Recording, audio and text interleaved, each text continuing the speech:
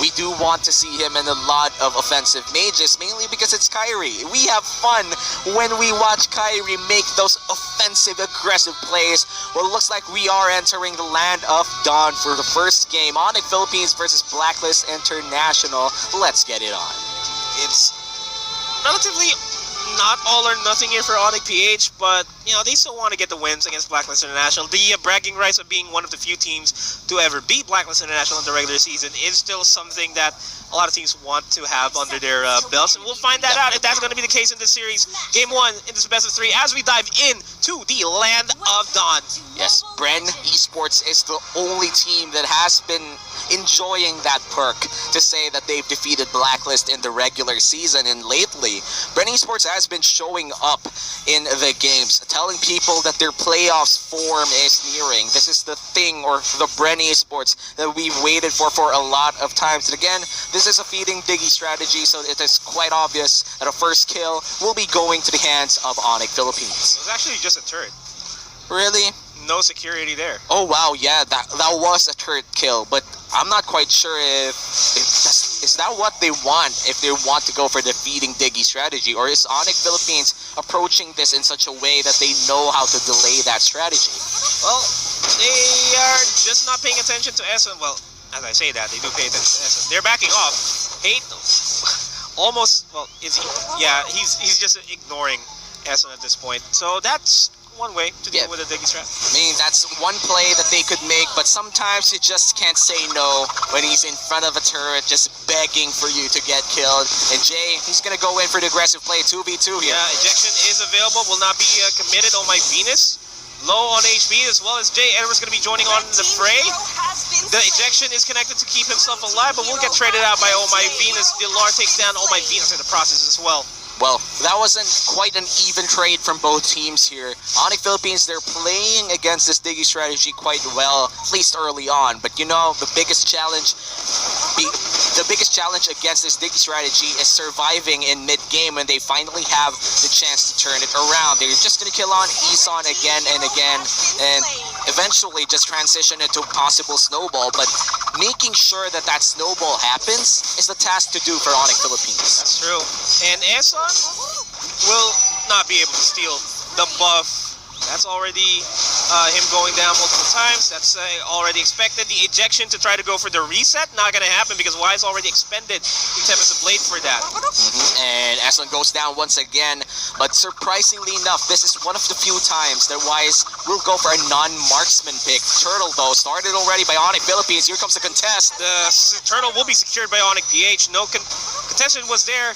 Not in a position was Wise. He also didn't have the retribution available. And without that retribution, he wasn't able to secure that away from the Lancelot. And I feel like even if Wise did have that retribution, he's going to have a tough time. The Lancelot damage with a Thorned Rose plus the retribution is a little bit too extreme to steal a turtle away from. It looks like in the bottom lane, that's going to be Esan just being a headache for everyone that he sees from Onic Philippines. The major headache that the Diggy strat has always been, and this is a throwback to who the progenitors are with the Diggy strat, going in for the Aura Fire emotes there. Clock of Destiny, picked up by Iyakno. And Clock of Destiny, 3 minutes, that's the goal. If you want to definitely carry this game with the clock, you want to just take it by 3 minutes. Now, we're going to go here in the mid lane, and I feel like Blacklist International, they're trying to wait for something to happen. In Onic Philippines, they're trying to avoid that. They're trying as much as they can to Yeah, and looks like in the top lane though, 2v1, that's going to be a kill for Lancelot. Lancelot finally takes a kill that's not Diggy, as in the top side, they will be pushing it around. Yeah, it is going to be a turnaround here. Oheb forced to use the Order of Brilliance. Yeah, and in the bottom lane, that's going to be Iyaknu and Jay again coming in from Wise. He's going to go in on the minions, and it's not going to be a 2v3. Yeah, it's complete disengage for Blacklist International. Now this time around, Onic will try to trade it for the turn in the top lane. At least they secure the objectives for themselves. And they will be securing that big, not that big of an objective, but again, that's the first turret in this game. In Onic Philippines, they definitely are pushing it the snowball potential coming in from the Diggy strategy. But for Blacklist International, they could potentially stop the bleeding by mid-game. One good fight could change that Diggy strategy slow start. They're going to try to steal it Turtle will away. be stolen away by Onic-Ph. The advantage that they want is still pretty much there. Nice steal, and just Jay falling down. I feel that that is the worth it trade.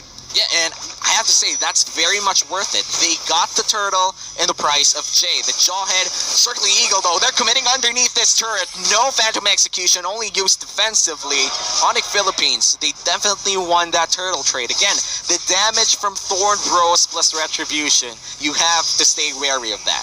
Yeah, it's hate just trying to get that little bit more of an advantage against Wise 5-0 and 1 against Wise. It was currently staring at 0-0 and 2. Yeah, and Wise right now on this lane isn't really necessarily known to be a lane player, but is performing quite okay for Blacklist. Oh, Hebus in a bad spot. Will get caught up. The flame strike. Woo! The flame shot, I mean, was just perfectly timed. Yeah, Get that little bit more damage. Yeah, and this Lancelot is proving to be very much, let's just say, apt for this situation.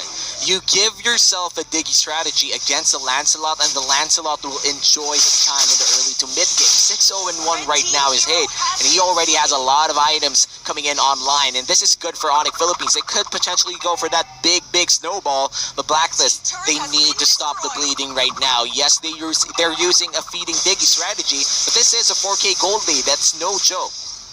Dilar will be a problem here in the side as, well, Essen once again will fall down. Saw a little bit of an attempt to invade there by Kyrie.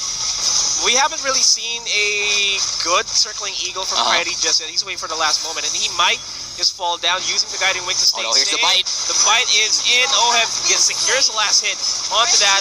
That's going to be a trade by Jay and Hate as well. Yeah, 1-for-1 in the favor of Onic, but it's not over. Esson goes for the barrier, and that's a 1-for-1 in the favor of no one. The turtle is already up, and Onic Philippines will be the one to secure the proper position for now. They will be starting it, but they don't have Hate yet. But Hate will be slowly just going back to that turtle pit. They feel like Onic Philippines, they're going to take this quite uncontested. That's the Demon Hunter's sword as well on the hands of Wise. He's slowly building up to his item spikes. Turtle will be secured by Onic-Ph. No contestants there. Yeah, and again, another kill on the Diggy.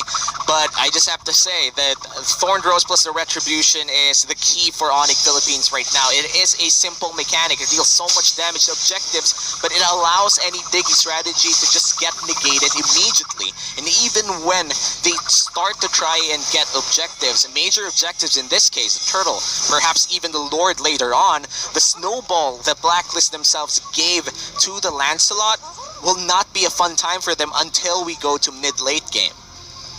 And mid-game, a late game is actually where I feel Blacklist can catch up to this. Oheb would be relatively uncontrollable. Wise will already have all of his items available and can delete Hate, can delete Iaknu in the process, but at the same time, you have to worry about Iaknu if you are Blacklist International. He's still pretty much untouched, 3-0 and 1 currently. Yeah, and Kagura will hurt like a truck. We've already seen a lot of damage coming in from Kagura's all-around MPL, and Iaknu will do no different.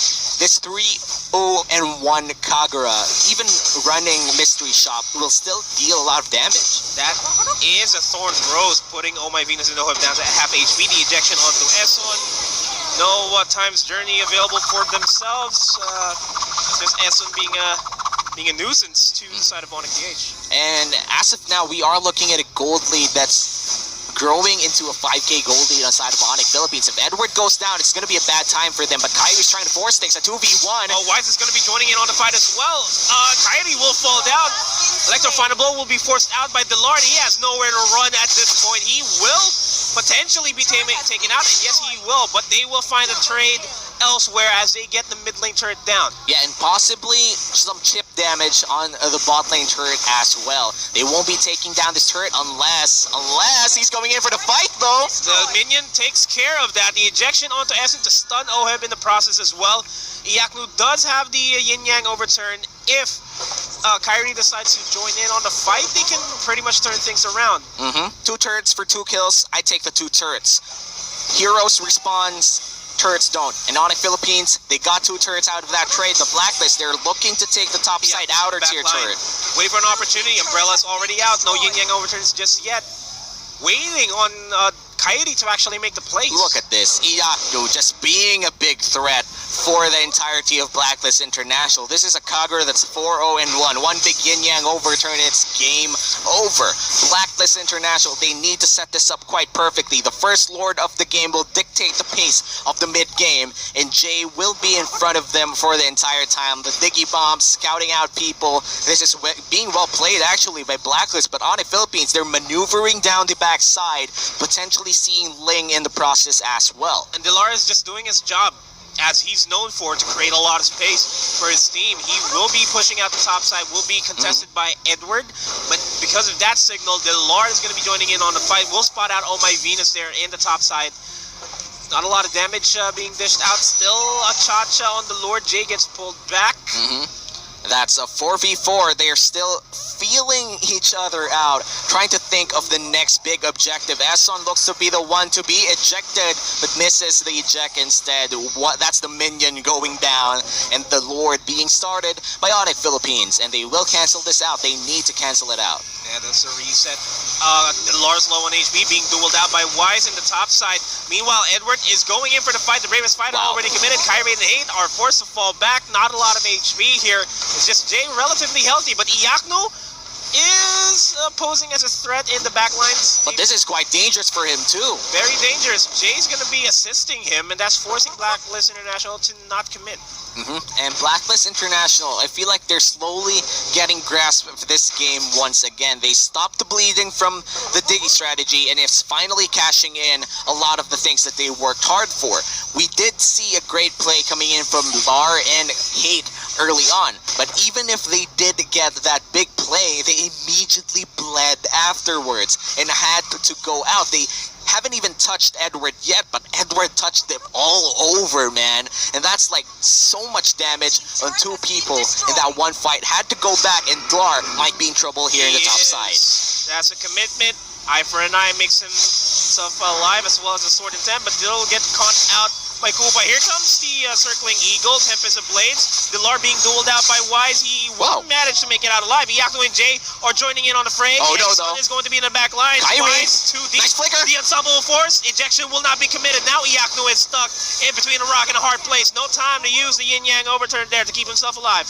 Not going to be easy, even for a Kagura to escape a situation like that one. Yes, he had the umbrella flee, but wherever he could go, there are just people around, and those people hurt. And you're a Kagura. Yes, you're 4-0-1 early on, but that doesn't mean you're immune to death. And that was his first death of the game. Might just be the major turnaround that Blacklist International wants. They're going to start over this Luminous Lord, but it's going to take some time. It will, and Ling, Wise is just buying a lot of time. That's a 3-man presence over the top side. Luminous Lord will definitely fall down in the hands of Blacklist International, and they're taking their time. They're just waiting for an opportunity for Wise to rejoin in the fray, but he is in a duel currently against Kyrie in the top side.